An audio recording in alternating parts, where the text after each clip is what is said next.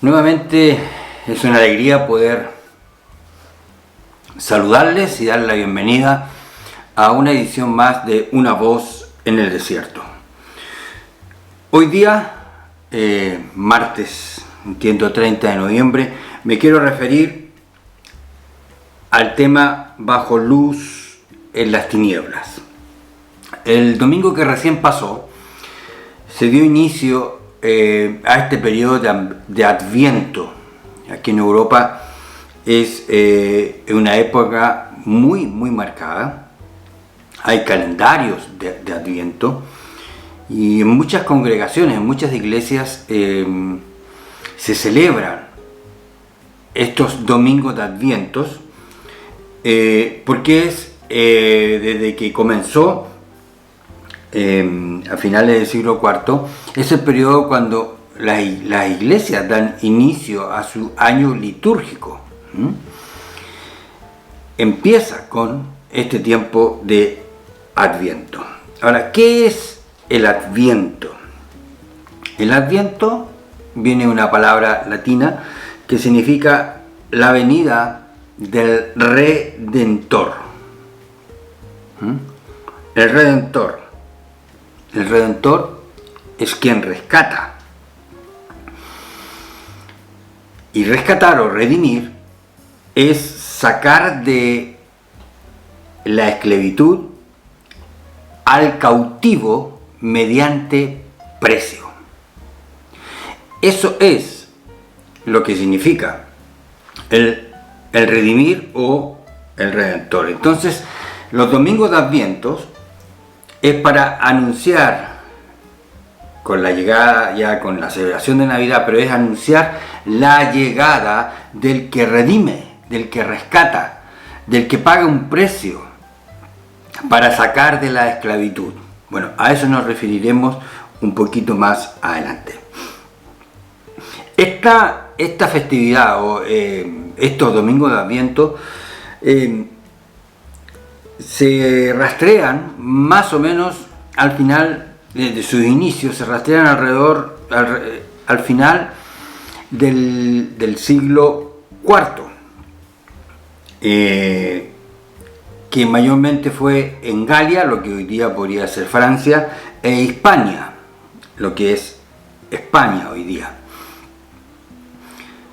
No hay una fecha exacta de cuándo comenzó a celebrarse estos domingos de Adviento, pero sí se sabe que más o menos al final del siglo IV y repito, específicamente en Galia y Hispania. ¿Qué es este domingo de Adviento? Lo vuelvo a repetir entonces, es anunciar la llegada del Redentor. Martín Lutero después con la Reforma Protestante, él prácticamente la incorporó como una festividad oficial dentro de las iglesias protestantes. Y hoy día está la iglesia protestante, donde también se incluye la presbiteriana, la metodista, por ejemplo, que tienen la celebración de estos domingos de Adviento. Aquí en el hemisferio norte, este tiempo además está marcado porque las horas de luz ya son más reducidas en el día. Bueno, que hablaremos de los países más al norte, los países escandinavos, por ejemplo. Entonces esa poca luz o ese oscurecer tan pronto, ya 3:30, bueno, depende del lugar, pero acá, por ejemplo, en estos días, ya a partir de las 4:30 de la tarde ya todo comienza a oscurecerse con mucha rapidez. Entonces eso de las pocas horas del día y la mayor cantidad de horas de oscuridad dio pie también a que esta celebración fuera acompañada con velas que se encienden. Entonces las velas encendidas son parte entonces de esta celebración, y de hecho la corona de Adviento, si usted a lo mejor en su iglesia, en su congregación la celebran, La corona de Adviento son 4, es una corona hecha con ramas de pino, pero son 4 que llevan también 4 velas, y conforme cada domingo de Adviento, que son 4 antes de la Navidad, entonces se va encendiendo una cada vez. El primer domingo una luz, y después las 2, las 3 y finalmente las 4. Entonces la vela, la luz encendida, también es parte de esta celebración, producto también, animados también por las horas de oscuridad que hay por este tiempo acá en el hemisferio norte. Entonces, las velas encendidas. Ahora, esas velas encendidas obviamente tienen una conexión directa con las especificaciones que encontramos en el Evangelio, donde Jesús mismo, Él dice que Él es la luz del mundo. Juan dice en el capítulo 1 que la luz en las tinieblas resplandece. La luz. Y para los cristianos que celebran estos advientos, en el fondo ellos están también, en conjunto con la anticipación de la venida de Jesús, están encendiendo esas luces que tienen que ver con la esperanza, tienen que ver con la expectación. Como dijimos, la redención. Es un tiempo, yo repito, donde se enarbola, se enfatiza en la esperanza. Para nadie es un secreto las fuertes tinieblas que están cubriendo el mundo entero. Europa ya se ha alarmado, los gobiernos se han activado para tener sus reuniones de emergencia para ver cómo enfrentar esta llegada de la variante Omicron, que es una variante del COVID que ha surgido en el sur de África, en Sudáfrica específicamente. Ya hay varios países acá en Europa donde se han detectado casos de esta variante, y están los científicos de cabeza estudiando las características de esta variante, el comportamiento, y por supuesto revisando cuán efectivas son las vacunas frente a esta variante.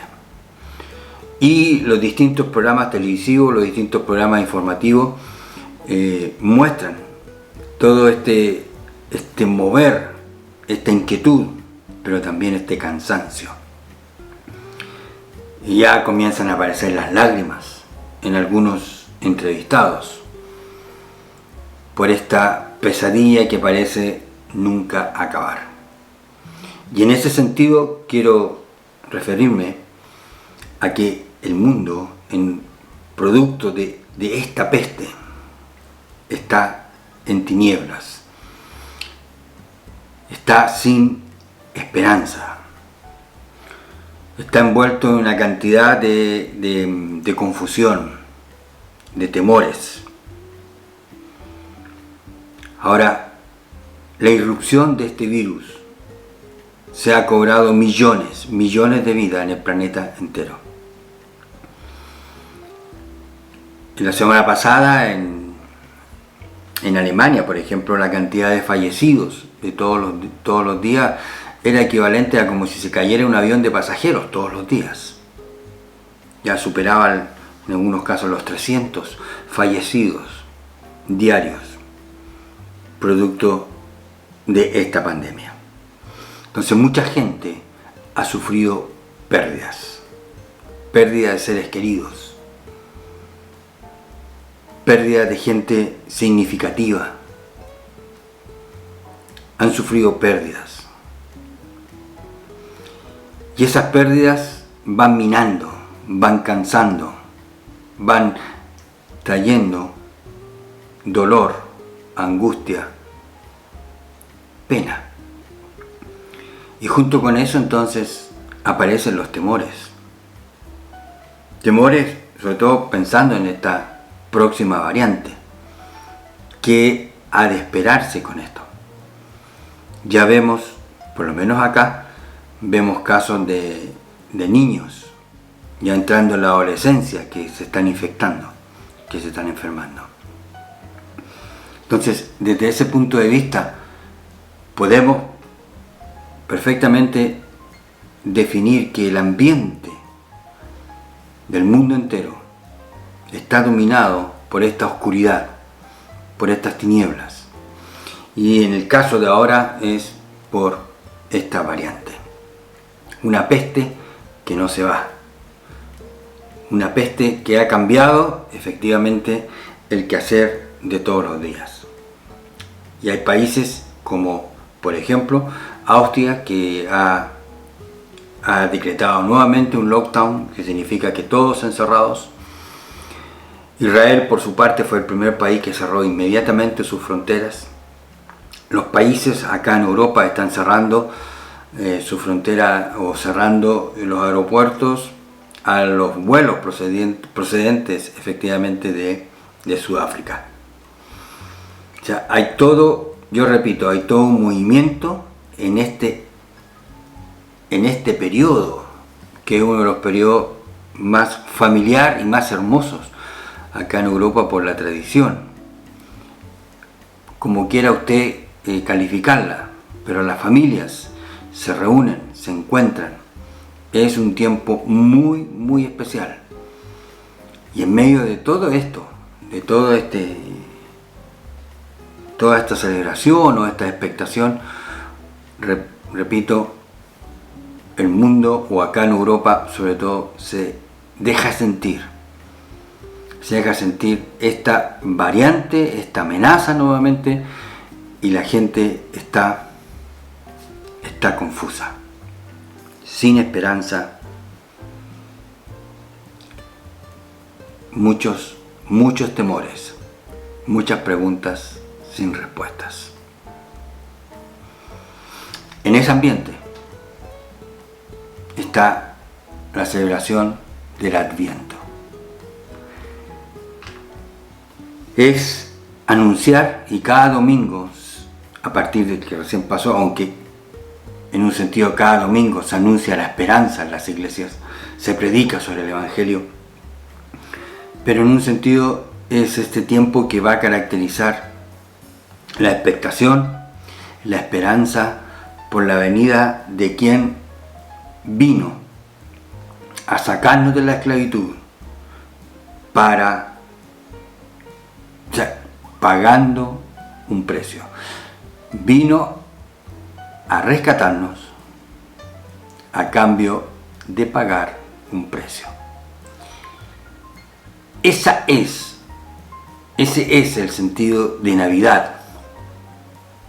Y en los domingos de Adviento uno ve cómo las profecías de Isaías sobre todo, cobran un valor bien especial, un protagonismo producto de las lecturas y también de las predicaciones.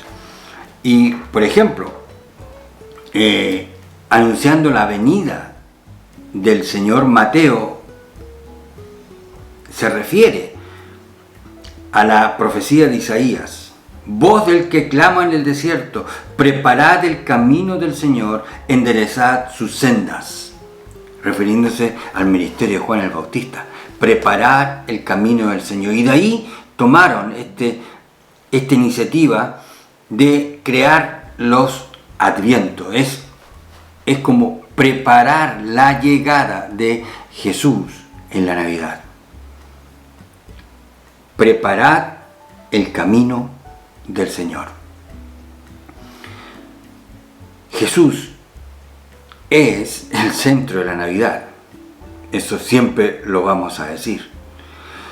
O como también el Evangelio dice, Emmanuel, Dios con nosotros.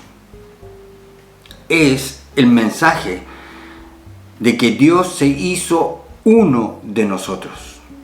Él se vistió, si podemos usar la figura, se vistió de hombre. Y en su calidad de hombre, Él conoció lo que significa ser una persona. Y porque porque Dios se encarnó, se hizo hombre en la persona de su Hijo, entonces Él nos entiende, Él nos conoce. Él vino a vivir su vida entre nosotros, a conocer lo que significa ser un hombre. Para que, terminado ese periodo, Él entregue su vida en la cruz del Calvario. Y en la cruz del Calvario, Jesús pagó el precio para liberarnos de la condenación y de la esclavitud del pecado.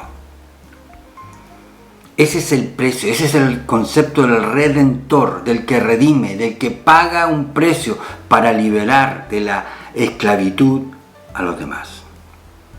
Jesús pagó el precio para liberarnos de la esclavitud del pecado, de la condenación y de la muerte.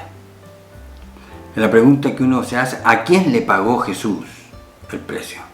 Y aquí hay que tener cuidado en la respuesta. Jesús pagó las demandas de la justicia de Dios. Porque la justicia de Dios, incorrupta, demanda la muerte del pecador. Demanda su muerte y demanda mi muerte. La justicia de Dios. Y Cristo lo que hizo fue cumplir la condena que caía sobre usted y sobre mí. Y en ese momento Él pagó el precio de nuestra liberación. Cuando recibió Él la condena de la justicia de Dios que usted y yo merecíamos. Por eso en la cruz del Calvario Él dijo, consumado es. Que la traducción es, la deuda ha sido pagada. De manera que lo que estamos anunciando, y cuando voy a la iglesia y veo esta corona de Adviento, lo que estoy conectando y lo que estoy pensando es que la Navidad es la llegada de quien paga un precio. Es la llegada de quien viene a redimirnos, viene a rescatar, quien vino a redimirnos y a rescatarnos. Ese es el mensaje de la mayor esperanza, la mayor expectación, porque Cristo pagó la deuda suya y la deuda mía. Pagó o cumplió la demanda de la justicia de Dios que iban dirigidas contra usted y contra mí. Él murió nuestra muerte para que nosotros vivamos su vida. Y eso es lo que anunciamos. O eso es lo que Mateo escribió, replicando el mensaje de Isaías. Voz del que clama en el desierto, preparad el camino del Señor, enderezad su senda. Preparad el camino del Señor. Aquel que anunciaba, el mismo Juan el Bautista, cuando dijo, he aquí el Cordero de Dios, que quita el pecado del mundo. El Redentor, el que se pone en el lugar suyo y en el lugar mío, para recibir lo que usted y yo merecimos. Y con eso pagar el precio para darnos libertad del pecado, de la muerte y de la condenación. Pero para eso, usted y yo necesitamos reconocer que estamos perdidos. Necesitamos reconocer nuestra miseria moral, nuestro pecado, arrepentirnos y abrazar el sacrificio de Cristo y asumirlo como personal, como nuestra muerte es en la cruz, como si nosotros hubiésemos estado muriendo, como si yo hubiese muerto en la cruz del Calvario. No es simplemente que Él vino, no es simplemente que Él se hizo uno de nosotros.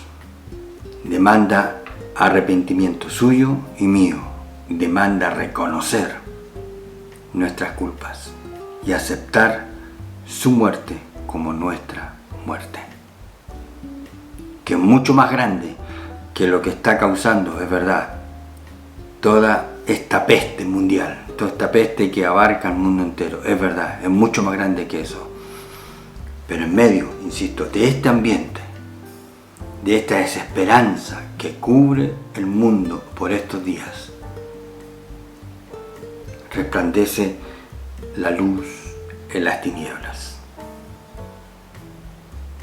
Los domingos de Adviento, para anunciar la llegada en Navidad de quien vino a pagar un precio para rescatarnos de la esclavitud. Aquí abajo, si usted quiere, puede dejar su comentario. Acá abajo, aquí abajo del video, está también la dirección de mi correo electrónico si es su deseo comunicarse conmigo. Y también aquí abajo está el link que lo va a llevar directo a la tienda de Amazon y poder adquirir mi primer libro titulado Maravillosamente Escondido. Les saludo con la esperanza, con la expectación de este tiempo de Adviento que anuncia la venida del Redentor. Será hasta una próxima oportunidad.